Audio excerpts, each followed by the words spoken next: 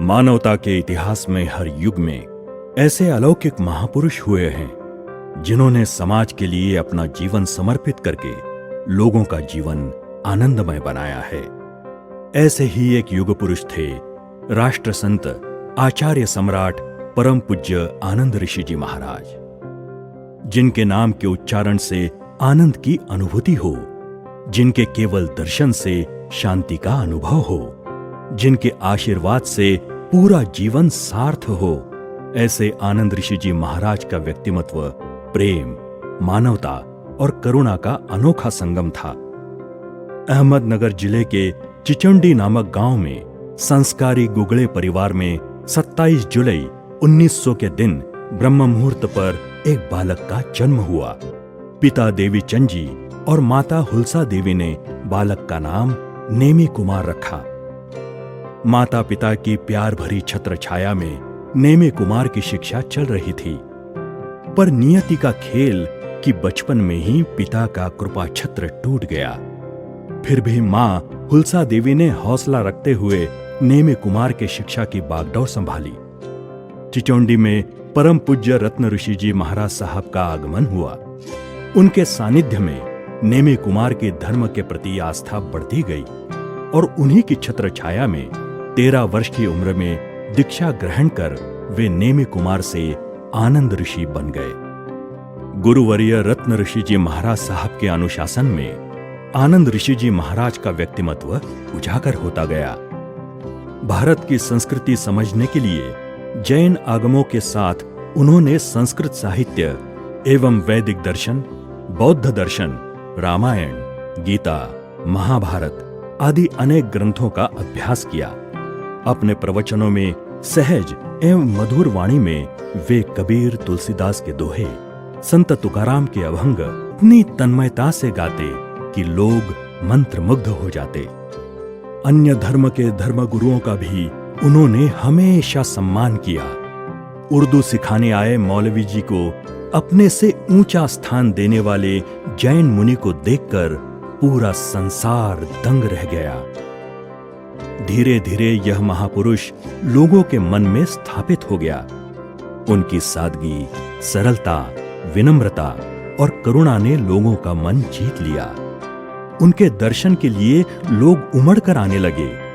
जैन एवं जैनेतर लोग भी इनमें शामिल थे। उनके केवल दर्शन से लोगों को सुख शांति का अनुभव होने लगा। किसी भी भेदभाव से परे आने वाले हर एक व्यक्ति के प्रति उनकी आंखों में अपरंपार करुणा होती थी। इस महान विभूति की महानता तो देखिए। जैन संप्रदायों के संगठन के लिए अथक प्रयास करते हुए उन्होंने 2 बार अपने आचार्य पद का त्याग किया। श्रमण संघ के प्रधानमंत्री, उपाध्याय पद की जिम्मेदारी निभाकर फिर वे चतुर्वेद श्रमण संघ के द्वितीय आचार्य के रूप में आचार्य पद पर विराजमान हुए। साधु साध्वियों के शिक्षण हेतु उन्होंने तिलोक रत्न स्थानकवासी जैन धार्मिक परीक्षा बोर्ड का निर्माण किया। आज यह संस्था देश भर में विख्यात है।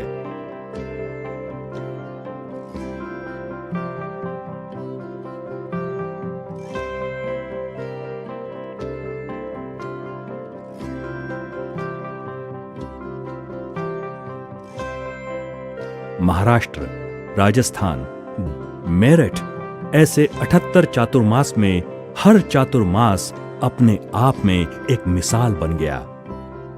लाखों श्रद्धालु लोगों ने चातुर्मास में उनकी दिव्य आभा का अनुभव किया।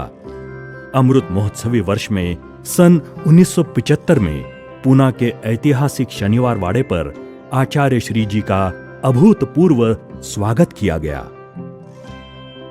महाराष्ट्र के तत्कालीन मुख्य राष्ट्र संत की उपाधि से आचार्य श्री जी का गौरव किया।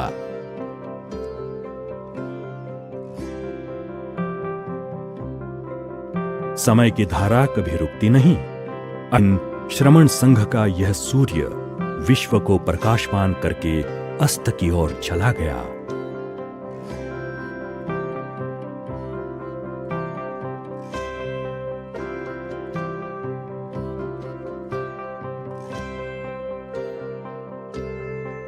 युग समाप्त हो जाता है, किंतु युग पुरुष लोगों के दिलों में अपनी अमीट छाप, चसत्ता, मान सम्मान, हजारों शिष्य और लाखों भक्त अनुयायी वर्ग होते हुए भी आचार्य आनंद ऋषि जी अहंकार से मुक्त थे।